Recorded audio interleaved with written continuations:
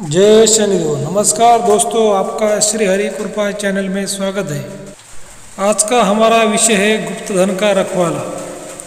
गुप्त धन का रखवाला, ये जानकारी समझने के लिए वीडियो को पूरा देखिए, अंत तक देखिए दोस्तों, तभी आप ये बात समझ पाओगे। क्या है दोस्तों, पहले ज़माने में बैंक नहीं थे, लॉकर नहीं थे, और लोग क्या करते थे, जो उनके घर का जो पैसा है, जो सोना है, जो चांदी है, वो ज़मीन में वो गाड़ देते थे। कोई अपने घर में उसको गाड़ता था, कोई खेत में गाड़ता था। और ये दोस्तों, ये जो खजाने हैं, जितना ज़्यादा खजाना उतना ज़्यादा नीचे वो ज़मीन के अंदर गाड़ते थे, और जितना छोटा खजाना उतना ऊपर लोग गाड़ते थे। तो क्या है कि दोस्तों कि अभी देखिए कि इस ज़माने में लॉकर है, बैंक है, तिजोरी है, उसको ताले भी है।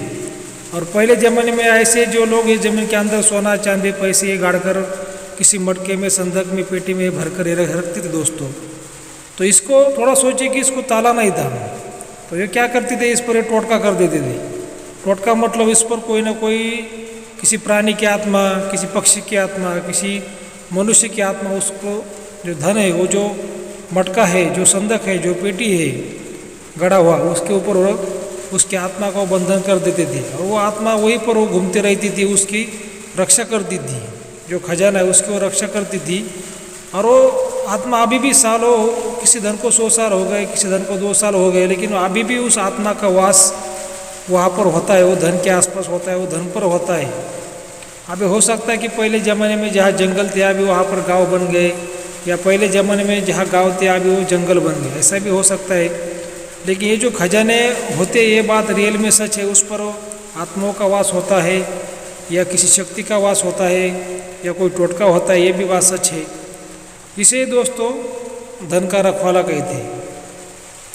आप दोस्तों इस फोटो में देख सकते हैं कि ये जो मटका है, ज़मीन से अंदर का निकाला हुआ मटका, अभी आप इसको हम आपको रियल में दिखाने वाले हैं कि देखिए कि इस मटके के अंदर जो खजाना है, वो खजाने के ऊपर कैसा दोस्तों सांप रखा हुआ है, और वो भी आपको दिखेगा कि उस पर वो सांप कैसा होता है, और उसका क्या फ़ायदा होता है, उसके क्या नुकसान होते हैं। दोस्तों अगर आप जानते हैं कि किसी ज़मीन में, किसी खेत में, या किसी घर में कोई खजाना है, और उस पर कोई बहुत बड़ा सांप है, या कोई आत्मा है, कोई टोटका है, तो क्या है कि दोस्तों ऐसे खजानों को प्राप्त करने की कोशिश नहीं करनी चाहिए।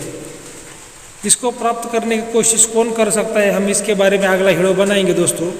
लेकिन आज हम इस वीडियो में जो बात करने वाले वो टोटके के बारे में करने वाले, जो धन का रखवाला होता है उसके बारे में करने वाले।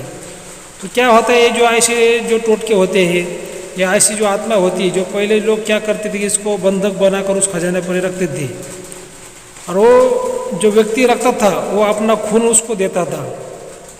जो भी आत्मा है उसको अपना खून देता था। कि क्यों देता था कि बाद में अगर वो व्यक्ति वहाँ पर वो खजाना निकलने को जाए तो फिर उसको वो आत्मा किसी तरह का नुकसान ना पहुँचा सके।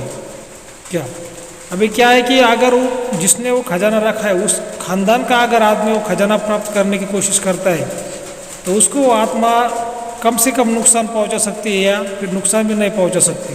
लेकिन दूसरे खानदान का आदमी अगर वहाँ पर जाता है दोस्तों, तो वो खजाना का जो रखवाला होता है, जो शक्ति होती है, उसको नुकसान वो पहुँचा सकती है, उसके फैमिली को भी वो नुकसान पहुँचा सकती है।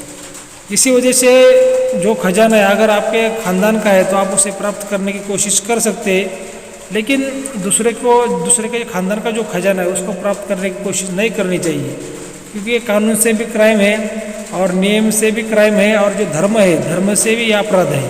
क्या कौन सा भी धर्म ऐसे फोकड़ के जो धन होते हैं, जो फ्री में मिलने वाले धन होते हैं, उसको पाने की कोशिश करने की परमिशन नहीं देता दोस्तों।